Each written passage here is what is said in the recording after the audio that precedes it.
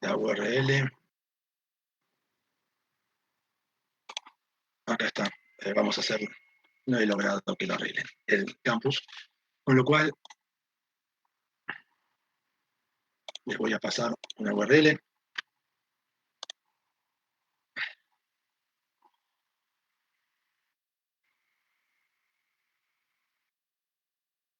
Compartido para dominios Cuba. Bueno, el resumen de las cosas que fuimos viendo hasta ahora. Viendo hasta este cómo funciona, un poco de código. Está ahí en Source, así que lo tienen todo a su disposición. Bueno, comparto la pantalla, chicos, y vamos a ver un poco de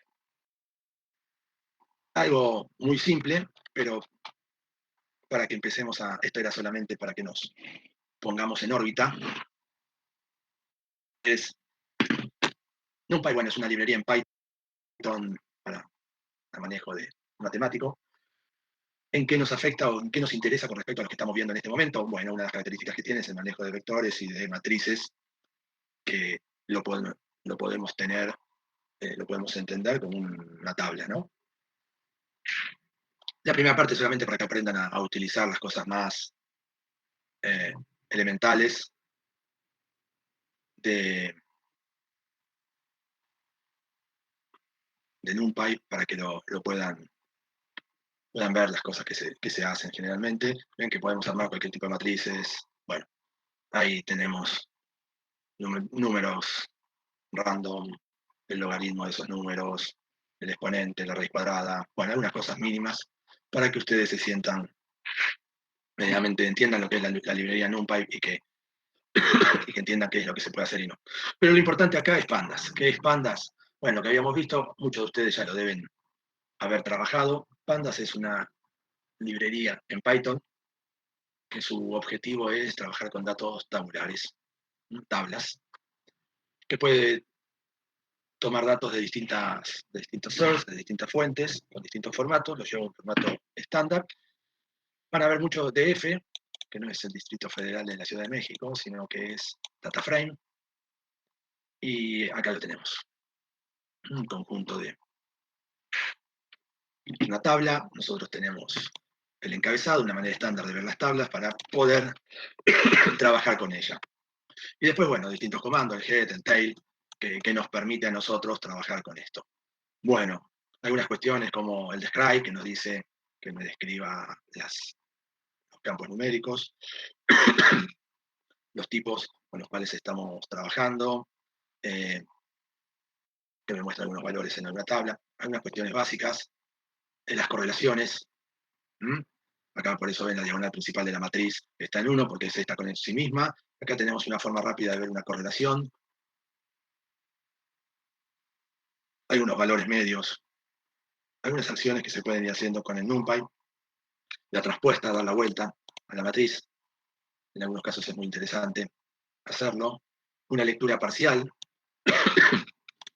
de la tabla, desde dónde hasta dónde, desde el registro 0 hasta la posición 3, o sea, 0, 1, 2, de todos los registros. Mostrame solamente estos campos. Otra forma de verlo, ¿no? Esto es una de las cosas que ustedes van a ver. Hay distintas maneras de llamarlo, el concepto del log, donde lo quieren encontrar. Estos dos puntos quiere decir, sería esta primera parte, todos los registros, coma, y solamente estas dos columnas. El concepto de log, si ustedes lo completan, es número de columnas, número de filas, número de columnas, y extraen ese pedacito de la tabla. ¿Ven? Acá tenemos. Le pusimos desde esta fila hasta esta fila, desde esta posición hasta esta posición. Ahí lo tenemos, bueno. Distintas alternativas para hacer eso, 1 a 3, ven, y ahí lo tienen. Todos los registros, por un valor mayor que 0, pueden comparar, pueden hacer comparaciones mucho más complejas, ¿ven? Pero siempre acuérdense del log. Si no, si ustedes no ponen log y lo sacan de F y después viene todo eso, lo que le da es, van a ver que les devuelve true, false, true, false, true, true, true, false, false, false. ¿Qué es lo que les está diciendo? En cada fila, si la condición que ustedes pusieron era verdadera o falsa. Lo que le ponen el log es, además, bueno, devolverme el dato. Ahí lo tienen. Bueno, acá ejecuté algo sin darme cuenta, pero es distinto a 9.97. Van a ver que este registro no sale. Bueno, las plataformas en Unix, es muy interesante este porque me muestra todos los valores. El concepto de nulo, is null, y le digo zoom y me muestra todo lo que tengo nulo en una sola línea, ya me doy cuenta qué es lo que tengo que hacer. Agrupar. Agrupame por un determinado valor. Acá tengo agrupaciones un poco más complejas, donde digo por una columna, platform, acá lo tengo, agregame, funciones de agregación, aplicásela a NA Sales y aplicale el count, el sum, el min y la desviación. Entonces me va poniendo cuánto se encontró, la suma, la media y la desviación. Ahí tenemos. Y lo que le estamos diciendo acá es, llename todos los valores que sean nulos para que pueda hacer las cuentas con valor cero. ¿Ven? Esto es lo interesante. Ahí hay un buen caso, un buen ejemplo para manejar el pandas y por qué es interesante manejar pandas. Porque con una sola línea puedo hacer un montón de cálculos y evaluaciones que rápidamente me permiten a mí trabajar en esto, ¿no? Y empezar a entender lo que yo quiero. Puedo hacer gráficos. Le digo que me lo plotee. Ahí pongo qué tipo de gráfico, qué columnas, qué familia de colores, el tamaño del gráfico, el título que le quiero poner, el tipo de palabra y mostrármelo. Y ahí me salió el gráfico. ¿Ven? 2 líneas, ya estoy haciendo un gráfico nuevo. Acá tengo otro.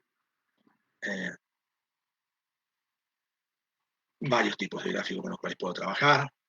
Algo muy común, ¿ven? Otra forma de generar un plot es tomo los datos, esto es muy común hacerlo, es unir, por eso está NumPy, aunque yo podría hacerlo también con esto, es como que se estira más esta forma, se extrae los campos. Un detalle de color que ustedes tienen que ver en pandas, que es algo que siempre les va a llamar la atención, es, hay a veces que aparecen un corchete y otras veces aparecen 2 corchetes y no lleva, aparentemente no lleva una regla, no lo entiendo. Bueno, esto es muy fácil. Cuando lleva un corchete, por lo general es porque hay una sola columna que hay que analizar. Cuando llevo 2 o más columnas o un subconjunto de las columnas, debo pasarlo en un array. Entonces, por eso es que tienen esa construcción de array con los corchetes y los nombres de columna. Esa es la razón por la cual a veces ven 1 o 2 corchetes que abren y cierran. Y después el ploteo, para que me genere por defecto gráfico. Y bueno, ahí tenemos los valores. Pero le apliqué el logaritmo. Esto es muy común en el análisis de datos. ¿Por qué se aplica el logaritmo? Porque como que se suaviza, ¿no? Los valores, para poder ver más detalle en esto. Bueno, ahí estamos. Ven, puedo pasarle distintos tipos de box plot. Ahí lo tenemos. En cantidad de gráficos para que ustedes trabajen. Veo la correlación y veo los detalles de esas 2 columnas para ejecutarlo. Acá tengo otro gráfico, ven que puedo hacer cuestiones más complejas, simplemente para que vean que con una herramienta puedo analizar bastante los datos. Bueno, acá ven unos cuantos ejemplos más. Esto que ven acá es un método para leer desde una planilla de Excel. Acá tengo el resultado. Leí desde una planilla de Excel, puedo borrar columnas también si quiero. Puedo construir un data frame en memoria y generarlo. Acá me lo creé, generé las columnas, le agregué los datos y ahí tengo todos los conjuntos de datos. ¿Ven? Generé un diccionario, le generé las columnas, se lo inserté, ya lo tengo. Le puedo aplicar una función lambda, esta es la forma de aplicarle a todo un data frame o a una región del data frame una función, algo que se tenga, es apply lambda y ahí está lo que quiero hacer. Puedo ordenar valores, y acá lo que tenemos es un dataset, data wrangling en ciencia de datos, es el proceso que se hace para la limpieza, selección y ingeniería de características. Acá no tiene mucho sentido esa palabra, pero bueno, lo que sí está muy bueno en esta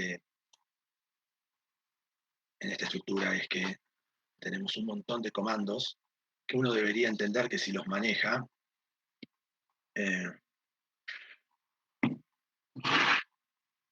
podría tener un muy buen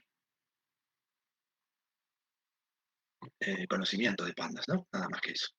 Bueno, una introducción rápida, simple, al concepto de NumPy y pandas. Vuelvo a repetir, eso es necesario por el simple hecho de trabajar con bases de datos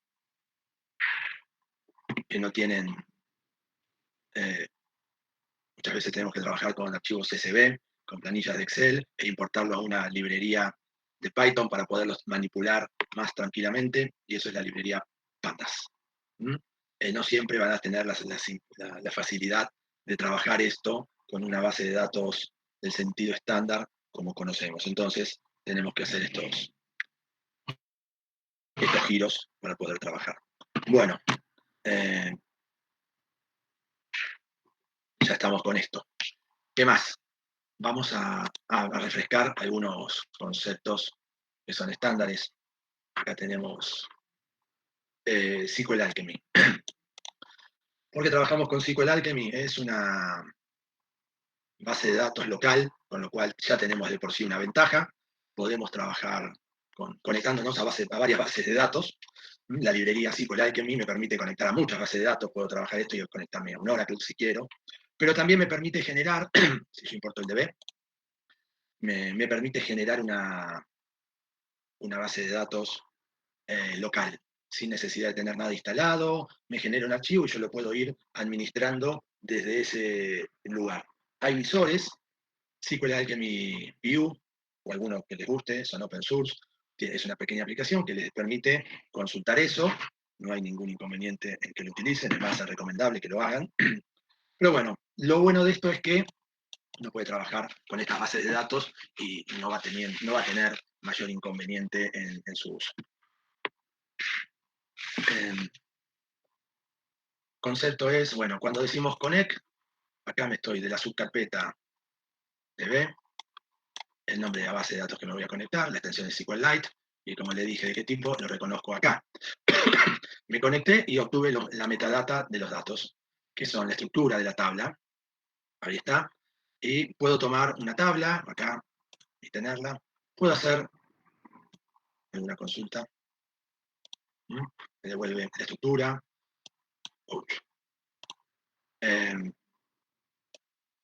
ahí tengo la estructura de la tabla, puedo consultar las key, puedo hacer un select. Pero bueno, ¿se acuerdan del SQL? Bueno, el SQL tiene directamente su forma de invocar a los métodos. Fíjense, tenía la tabla de división, que era lo que había extraído anteriormente. Le dije select, y él lo que me dijo, me lo imprimí para que les quede, division.division, division.name, division.country, from divisions. ¿Está? Recuerden que el divisions punto no es obligatorio, por eso muchas veces van a ver el nombre de la tabla. Acá es redundante, pero bueno, no molesta, porque lo que estamos diciendo es, refrescando el concepto de esta tabla, este valor. De esta tabla, esta columna, esta tabla, esta columna. Esto tiene sentido cuando están haciendo joins. Cuando hacen joins, tienen que decirle, en caso que el nombre de la tabla, el nombre de la columna de las dos tablas sea igual, le tienen que decir de cuál lo va a tomar. ¿Está? Entonces, ahí está el concepto que tienen que manejar. Bueno, el query, ahí está, hacen ese query. Esto tiene dos tiempos, esto prepara el query, pero no te trae los datos, sino que después vos tenés que decirle el fetch, que tiene varios formatos. Acá le estábamos diciendo cuántos queremos traer, 5, y me traen un array 5 campos. Bueno, lo que ustedes acaban de ver acá es cómo conectarnos a una base de datos de manera programática, conectarnos, decirle cuándo es, los conectamos, extraemos los metadatos, buscamos una tabla ahí, Esto acá principalmente para que ustedes vean los datos como son. Y ejecutamos una consulta. ¿Mm? Generamos la estructura. Yo podría haberle pasado un string que diga esto, sí, exactamente, y pasarlo a execute. Recordamos que execute solamente le pega, no hace otra cosa, o sea, dice, prepara esta consulta, pero no me trae los datos. Después tengo que hacer el fetch. Y por último, obtengo el resultado. Por la problemática de conectarse a bajo nivel a una base de datos. El concepto ahora es, creemos una tabla. Fíjense que los 3 primeros pasos son iguales, siempre tengo que pasar la metadata, y le generé esta tabla con estos campos. Fíjense que le puse el string de qué tipo era y qué características tenía. Acá le pongo que es primary key, acá que es null. Ahí tienen varios parámetros. Create all, el engine, ahí está. Inserto el dato, un dato, con los 3 valores, y después puedo hacer una consulta. Vuelvo, o no, consulto, ahí está, y estoy extrayendo el dato, y ahí me devuelve lo que acabo de insertar. ¿Ven? Creé una tabla, inserté datos, después los consulté, puedo insertar varios datos al mismo tiempo, ahí me los consulta, puedo hacer un select asterisco, lo que decía, le puedo pasar un string con la consulta, pasé esto, puedo hacer una consulta más compleja con el where, me trae esto, ¿ven? Ahí tenemos distintas maneras con las cuales nos vamos trabajando. El API, yo puedo hacer todo sin la necesidad de escribir una secuencia de SQL, sin la necesidad de encontrar una secuencia de SQL. Eso es un API. Bueno, ahí tenemos el buscar en tal column. Fíjense que yo puedo llamarlo como una estructura. Está dentro de la estructura, queda students, el campo, ahí me los trae. Puedo hacer consultas solamente con los métodos que tengo asociados en la librería SQLAlchemy. ¿Cuál es la diferencia entre hacerlo de esta manera y de esta manera?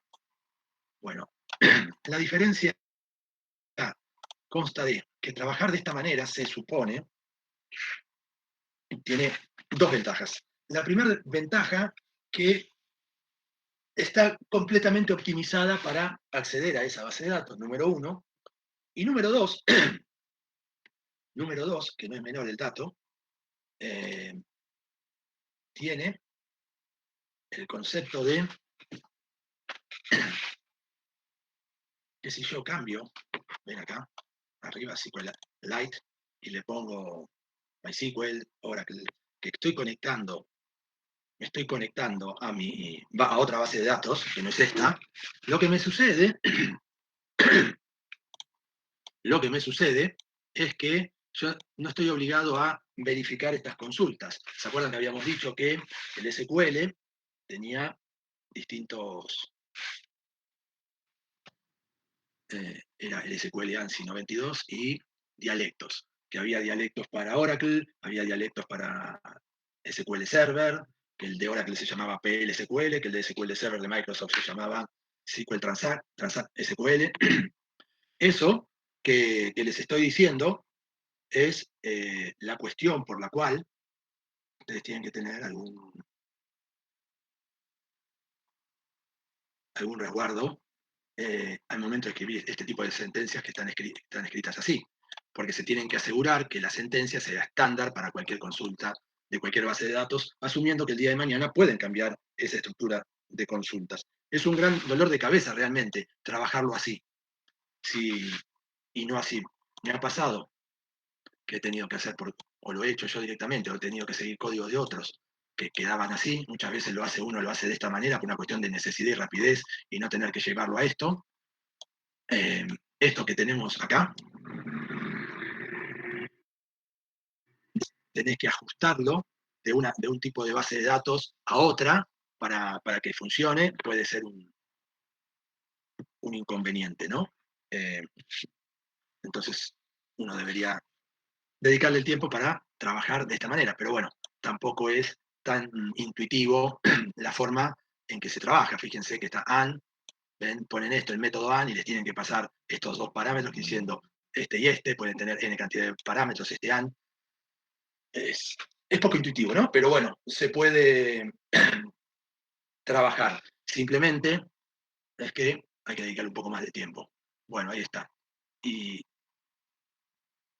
una de las cosas que uno puede hacer es levantar la base de datos y meterla directamente en un data frame y ya trabajarlo como el data frame. Esto es muy interesante. Consulto una base de datos, quiero hacer algo, me lo llevo a un data frame, trabajo en el data frame y después devuelvo todos los cambios. Entonces obtuve lo mejor de los dos mundos. Bueno, eso es SQL Alchemy. Es la primera base de datos con la cual ustedes deberían trabajar fluidamente, deberían tener bastante conocimiento con respecto a esto. Es una base de datos muy flexible. Es más, en términos generales, se suele utilizar en los primeros estadios del desarrollo de software. Uno agarra, toma, hace esto, desarrolla, trabaja, va, genera todas las modificaciones con las cuales uno podría llegar a lidiar en los primeros pasos del desarrollo. En algunos casos tenemos la suerte que toda la estructura esté armada, bien, pero en otros casos no. En otros casos no es así. No está desarrollado para eso. Tenemos que agarrar y empezar a desarrollar nosotros las tablas. Y también se imaginarán ustedes, por su experiencia, o lo olfatearán, que no necesariamente en todos los desarrollos, cuando están trabajando, ustedes encuentran toda la estructura de la base de datos, todo lo encuentran eh, perfectamente delineado. Muchas veces se va haciendo todo en paralelo, ¿no? Y ahí es donde ustedes tienen que ir avanzando a paso calcino para ver que el administrador o el arquitecto que está diseñando la base de datos le pase todos los datos, pase datos dummy para poder conectarse, y suele retrasar su desarrollo. Entonces, SQL Alchemy es la herramienta ideal para deslindarse de eso. Ustedes van creando lo que van teniendo, en paralelo van hablando con el diseñador de la base de datos, pero ustedes rápidamente se van armando localmente una pequeña base de datos con todo ese eh, know-how de lo que están programando, arman las tablas, generan datos dummy, los insertan, los consultan, los pueden ir viendo cómo va trabajando, y en el medio generan eh, un valor extra a su trabajo. Porque cuando llega el momento que el administrador de base de datos le dice, ya está, acá tenemos la base de datos para que trabaje el equipo de desarrollo, ustedes lo único que hacen es direccionan esto al otro lado y salieron caminando. Eso es una de las cosas con las cuales habitualmente tienen que ir lidiando. Así que ahí está. Una duda. Sí, decime. Eso que decías de que vos le pasabas la consulta a la base de datos pero no te devolvía el resultado. O sea, ¿ya lo ejecutó la base de datos o...? Preparó. Hizo toda la preparación y después cuando la ejecutó internamente, pero no te devuelve los datos. En realidad, estrictamente lo que está haciendo es, hay una forma de consultar qué serían los pasos que tendría que hacer. Entonces hizo todo ese cálculo, que es el paso anterior a que te devuelvan los datos. ¿Y por qué es eso? Por un solo motivo. ¿Y por qué es el fletch? Una cuestión que hasta que no les pase la primera vez no lo van a internalizar. Un gran problema que ustedes van a tener cuando están desarrollando aplicaciones que interactúan con bases de datos generales, base de datos Oracle. Más que para optimizar, Javier, es para evitar el problema que te voy a contar, que es lo siguiente. Ustedes hacen un select asterisco from una tabla. Es muy probable que no se hayan percatado hasta el momento que la tabla puede tener miles de registros. Y explota. ¿Por qué? No la base de datos, sino que a su programa le van a empezar a recibir en un buffer, generalmente un array, miles de registros, que en realidad no es un array, es una matriz, van a llegar miles, y eso lo va a dejar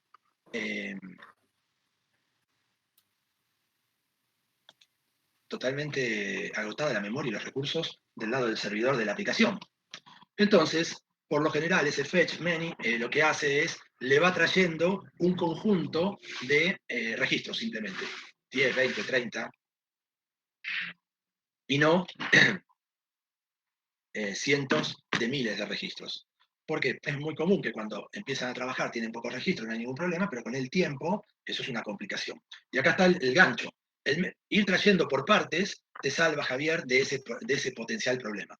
Y esto se relaciona con la paginación, el concepto de paginación en ingeniería de software, cuando están haciendo una aplicación que browsea datos. Browsear es que va mostrando en una grilla, en una tabla, datos. ¿Mm? En realidad, ustedes lo que hacen es extraen, hace una consulta, select asterisco, porque el usuario le pidió que quería consultar todos los datos. Select asterisco lo que hace es exactamente eso, select asterisco. Les trae millones de registros. Bueno, pero el usuario no va a ver millones de registros. A lo sumo hará un page down. Entonces la primera regla de escritorio que se utiliza es, bueno, ¿cuánto se muestra en la grilla que está viendo el usuario? ¿20 registros? Bueno, fetch many, 20. Y te va a traer los primeros 20 registros. Entonces, vos simulaste un select asterisco, que capaz que eran 100.000 registros, le trajiste 20. Las dos cuestiones que vos resolviste ahí es, en primer lugar, performance, tiempo de respuesta. No tuvo que hacer la consulta, la base de datos de extraer los 100.000 registros, sino que simplemente tuvo que consultar los 20 primeros. Y se acuerdan, en SQL había un comando, ¿no? El top, que te traía el conjunto de registros que vos querías. Entonces ahí ya resolviste un punto. Ahí tenés un punto resuelto, Javier. ¿Por qué lo haces de esa manera? Y segundo, porque un usuario que te pide 100.000 registros ya sabes que no lo va a usar. Entonces lo mostrás. Entonces cuando te dice, bueno, mostrame la segunda página, el método que habían visto, el execute, ya generó toda esa infraestructura. Entonces sabe dónde está parado. ¿Mm? Es como el sec cuando abro un archivo en formato binario y le digo, de acá hasta acá. Ella sabe que está en el último registro que se vio, era el 20. Si yo le digo fetmany 20, no me va a traer de vuelta del 0, sino que me va a traer del 21 al 40.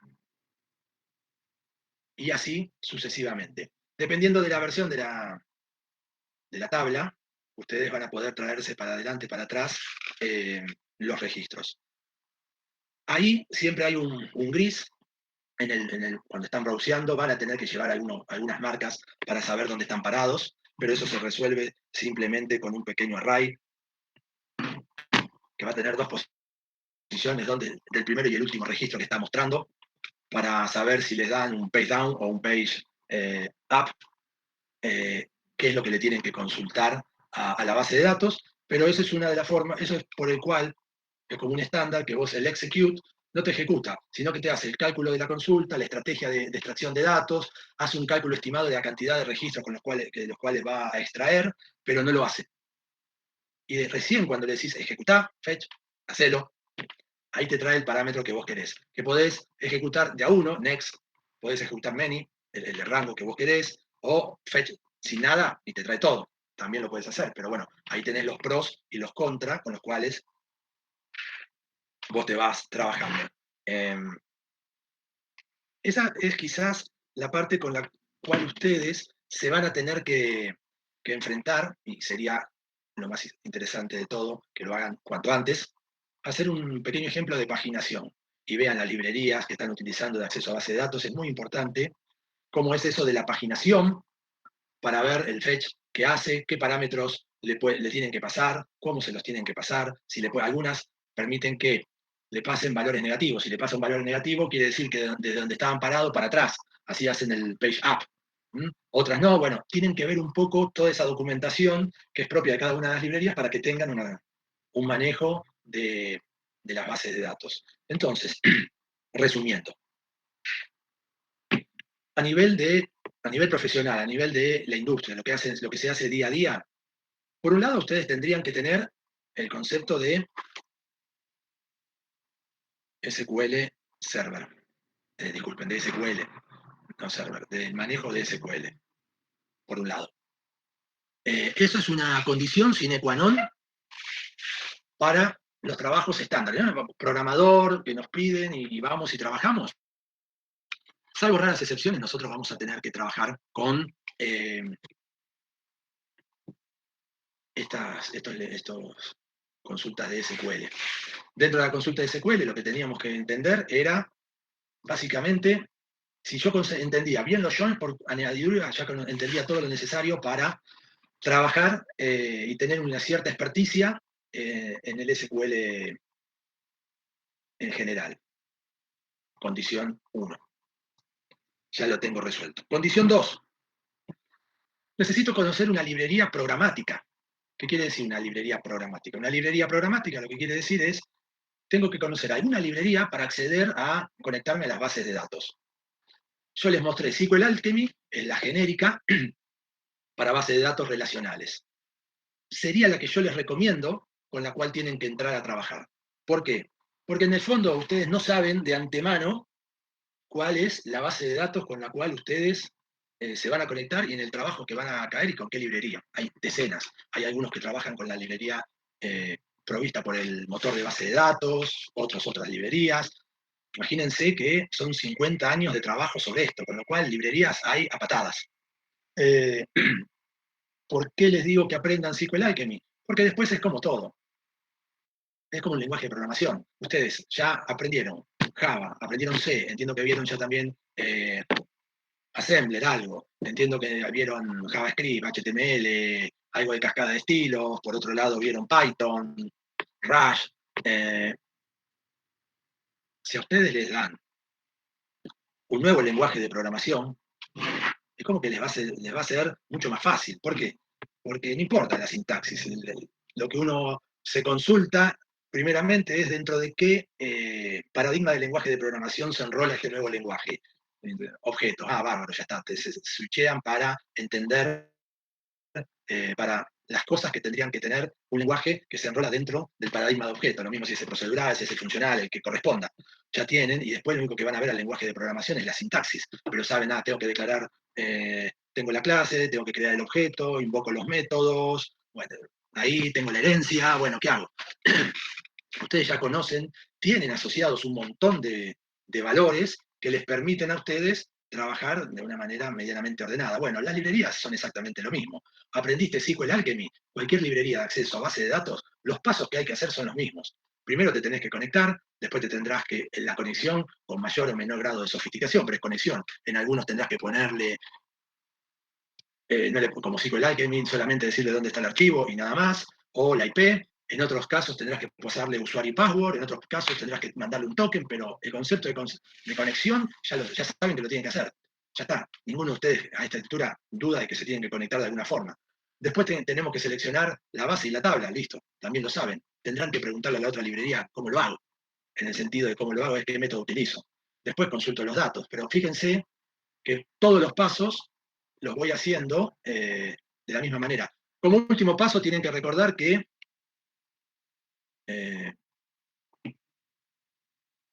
el punto que tienen que hacer es tratar de trabajar con estas librerías así estándares, así pueden saltar de un lado. Un punto importante, siempre cierren las conexiones, cuando terminan de utilizar, hagan el close de la conexión. Pero bueno, entonces, conceptos, SQL, una librería de acceso, y después para cerrar todo el concepto y para decir, bueno, esta parte de manejo de base de datos, conexión de base de datos y muestra de datos de una base de datos, lo que ustedes tendrían que hacerse un pequeño ejemplo es de una interfaz que tenga una grilla. ¿Por qué? Para hacer esto que yo les dije manualmente, que les browse para adelante, para atrás, los datos. Si ustedes tienen esos tres conocimientos y lo pudieron resolver, están en un muy buen punto para decir, bueno, el checklist de las cosas que tengo que conocer para poder trabajar profesionalmente de esto, bien, ya lo tienen. Es así. Ahí lo tienen. Entonces, uno debería poder resolver estas cosas medianamente de una manera simple. Bueno, ¿algo más con esto? No, nada más con esto. ¿Alguna pregunta hasta acá?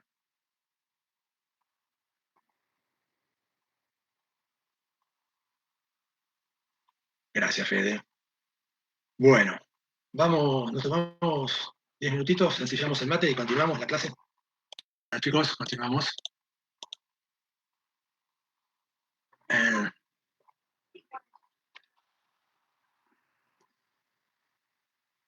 Algunas optimizaciones. Voy a compartir.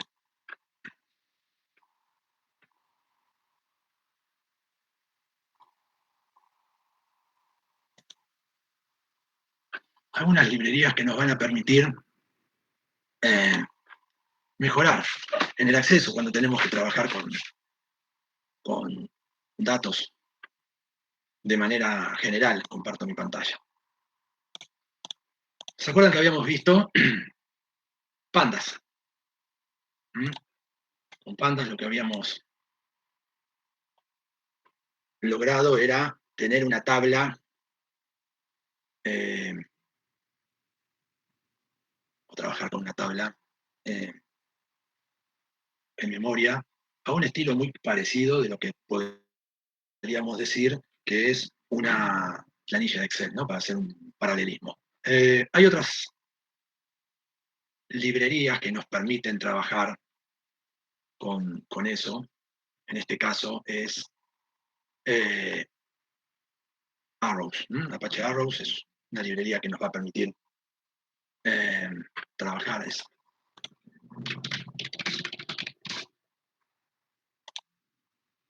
Ahí está. Fíjense que empezamos a tener el concepto de distintos tipos de bases de datos que podemos trabajar. Esto es columnar format.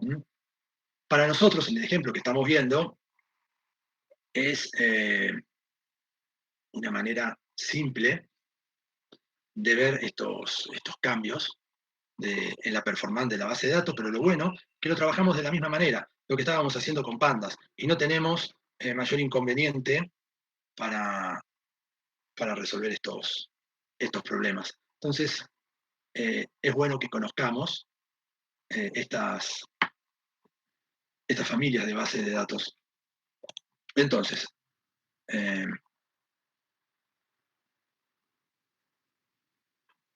ejemplo. Fíjense, acá tengo pandas,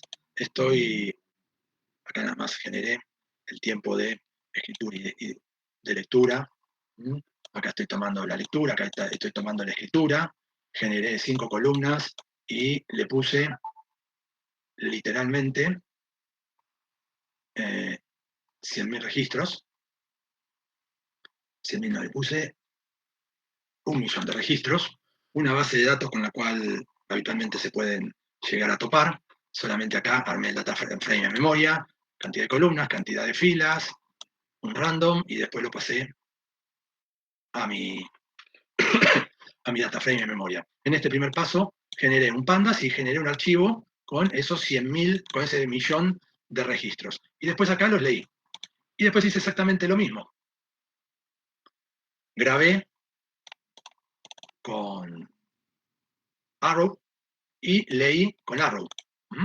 Solamente para tener una comparación de los tiempos de trabajo. Pero fíjense que estaba trabajando con el mismo dataset y estaba guardando los datos de distinta manera, ¿no? Pero todos vienen del data frame, fíjense acá. Table from pandas, o sea que yo podría haber trabajado con pandas en memoria como yo quiero, lo convierto y después grabo. Bueno, y me generé nada más la comparación entre una lectura y escritura. Fíjense lo más interesante. La escritura, 8 segundos, punto 4. Y Arrow, menos de 1 segundo.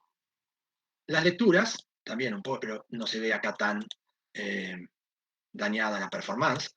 Pero fíjense el tiempo que llevó de diferencia la escritura en disco. Entonces, ¿A qué se debe? ¿y cómo está primero? ¿Ves lo que dice acá? Columna format, ese simple hecho acelera muchísimo y fue hecho específicamente para analítica. ¿Cuál era? In memory, ¿no? ¿Cuál era el gran problema que tenía el Apache? El Apache es la limitante de que tiene que estar todo en memoria y genera consumos excesivos, porque fue la primera herramienta. Tampoco hay que echarle todas las culpas a Pandas. Panda fue la primera herramienta que tuvimos, así para trabajar en analítica y hacer todas estas cosas. Suficiente que fue la primera. Después todo esto se empezó a mejorar, a ser mucho más performante. Entonces ahí tenemos el resultado, ¿no? De lo que trabajamos habitualmente y lo que vemos. Aparecen nuevas herramientas, bueno, porque aprendieron de esta y llegamos a esta. Pero principalmente esta es una de las tantas bases de datos non-SQL, ¿no? Esta es columnar format. Y específicamente para in-memory analytics, generar cuestiones de analítica en memoria, hacer queries y todo. Python, donde la tengo acá.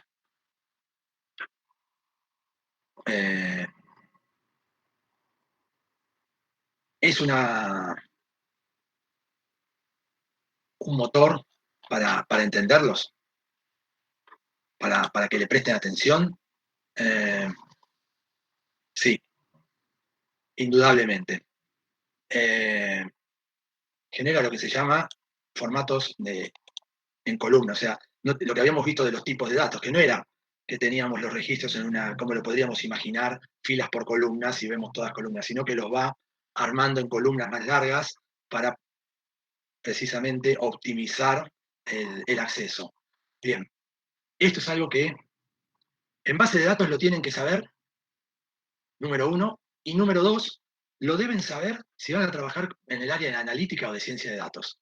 El Arrow es algo que lo tienen que entender, porque muchas veces lo que ustedes con pandas, porque se les llena de memoria, la memoria, no lo pueden hacer, ese mismo dataset que tienen, lo trabajan con Arrow y pasa sin ningún problema en el mismo equipo. Entonces ustedes van a empezar a entender cuál es las ventajas y las desventajas de cada una de estas herramientas desde ese punto de vista. Así que Arrow es una...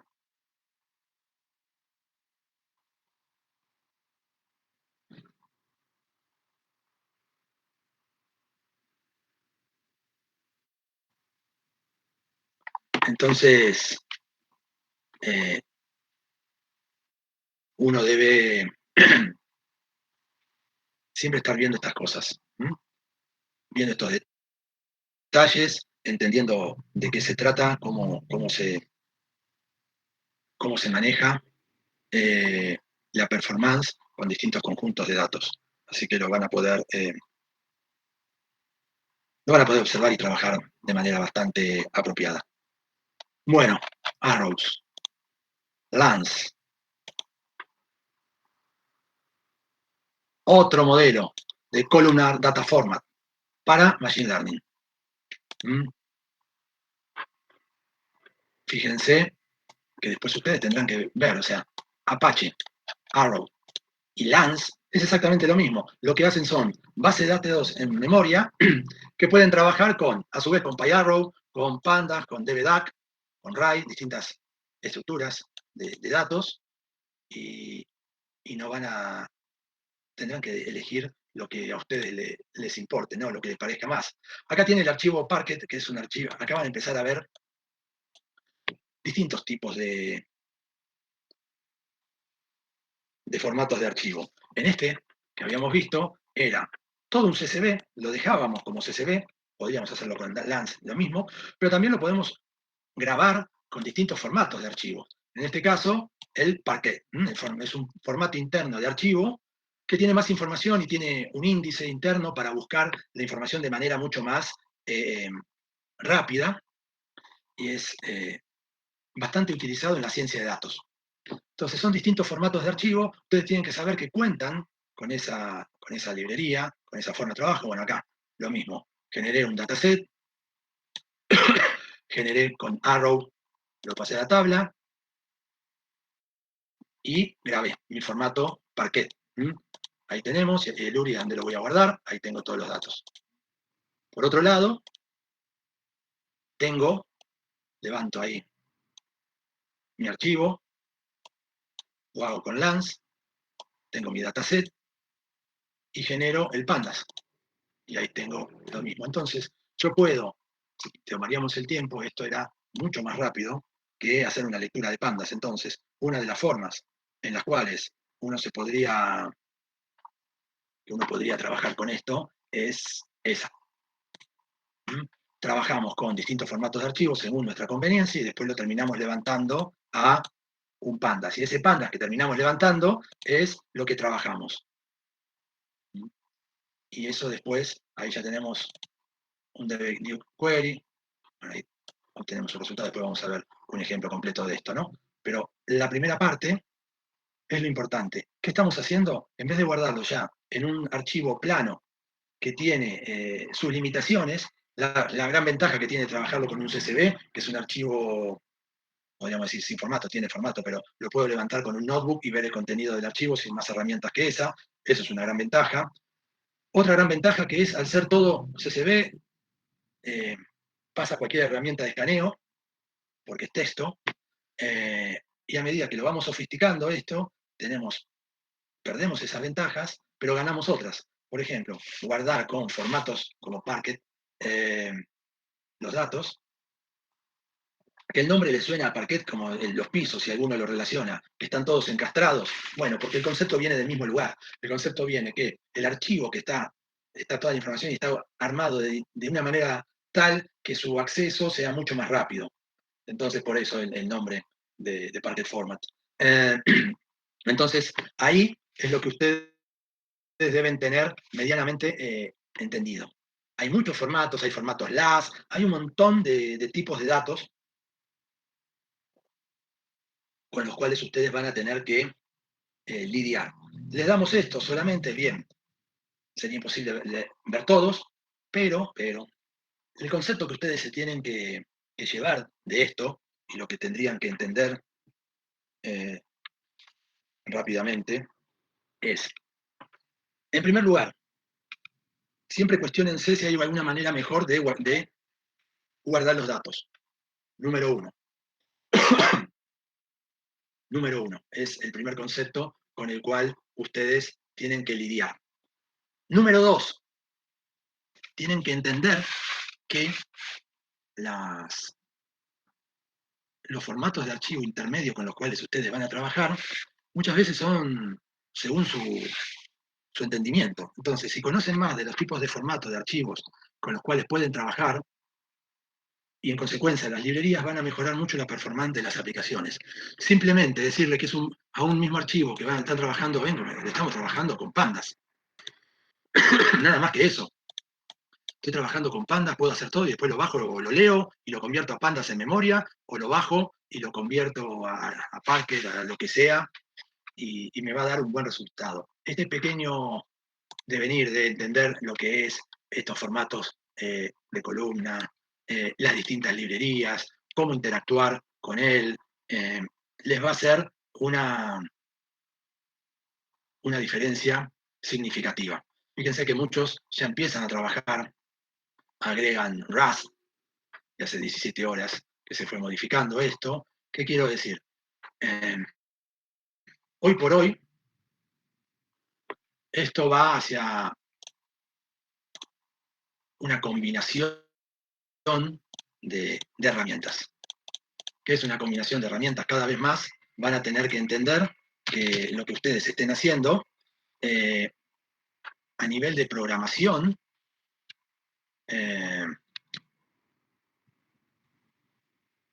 van a tener que combinar distintas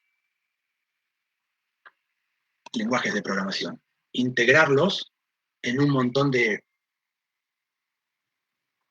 formas de trabajo que van a hacer que esto sea mucho más rápido y eficiente. Entonces, hoy estamos llegando tenemos un montón de hecho en Python, pero llega un momento que también se queda corto el lenguaje. Entonces, el uso de Rust y Python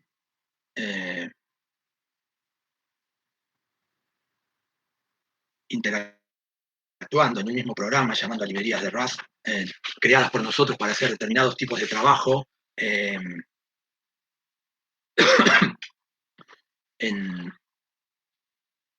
en combinación con Python, es hacia donde va todo esto.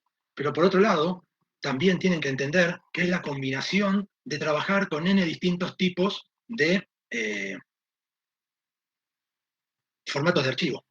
No es solo un formato de archivo, son N formatos de archivo, los que ustedes van a ir, con los cuales ustedes van a ir trabajando, y esos formatos de archivo que ustedes van trabajando, sumado al RAS, sumado al Python, les va a generar una cuestión de entorno de trabajo eficiente, con distintas bases de datos a su vez, relacionales, non-SQL de distintos tipos, que cuando arman todo el panorama con trabajo distribuido, les va a permitir a ustedes tener la experticia necesaria para poder trabajar en donde ustedes deseen. Pero cada vez cada vez más, se está yendo a un entorno donde uno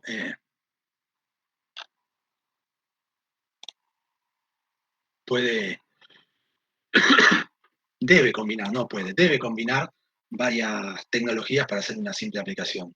Ese sueño de trabajar con un solo lenguaje de programación que sirva para todo y con un solo tipo de almacén de persistencia de datos que sea eficiente para todos, ha quedado en el olvido y ustedes van a tener que hacer mínimamente conocer 3 lenguajes de programación de manera seria, profunda, como JavaScript, Python y Rush, sumado a HTML y cascada de estilo, eso puede ser un poco menor, pero JavaScript, Python y Rush no se van a escapar.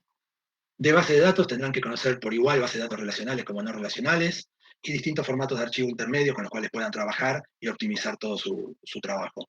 Y que todo se integre con todo, no solamente en la forma, y sobre todo Python con Rush, en el método de simplemente hacer microservicios. No, todo tiene que estar integrado con todo, es un llamar librerías intercambiables desde los distintos lenguajes de programación, sobre todo Python y Rush, y poder trabajarlo fluidamente. Ese es el desafío al cual se enfrentan ustedes hoy por hoy. Tener esa cuestión de decir, combino y voy obteniendo el mejor resultado. Así que, bueno, ese es el concepto que se tienen que llevar ustedes y buscar distintos tipos de formatos. Porque hay muchísimos tipos de formatos y hay algunos que son muy específicos, pero muy específicos para trabajar en determinadas industrias. Por ejemplo, los archivos extensión LAS, que son archivos, la L de log, es un log guardado en un archivo CSV con un encabezado donde se describen las primeras líneas, lo que contiene, qué contiene, las columnas, la descripción de las columnas, y a partir de una serie de caracteres específicos viene el archivo. Ese archivo LAS, es muy común de la industria del oil and gas. Es muy común de la industria del oil and gas. Y así pueden ustedes ver cuánto podríamos llegar a hacer con distintos formatos de archivo. Entonces, llévense ese concepto de que hay muchos formatos de archivo que son creados simplemente para una mejor performance. Como paradigma, llévense 2 nombres, los .las y los .parquet. Esos 2 formatos para que entiendan, para que pueda haber, que pueden ser para distintos tipos de performance que ustedes tengan con lo cual ustedes tendrían que trabajar. Nada, el paquete para que lo vean desde Apache, les mando un link, les pongo un link más acá para que tengan un poco más de información sobre la estructura interna, que no es lo que tenemos que ver exactamente, pero es bueno que ustedes lo reconozcan como es que uno puede trabajar en esto. Bien, seguiremos viendo otras bases de datos para Analytics, para trabajar rápidamente con Analytics. Y otras NoSQL. Bueno, ahí vamos a tener un par de ejemplos más. Bueno, chicos, por hoy suficiente. Nos vemos el miércoles. Gracias, Tomás. Hasta luego. Gracias, profe. Hasta luego. Chao.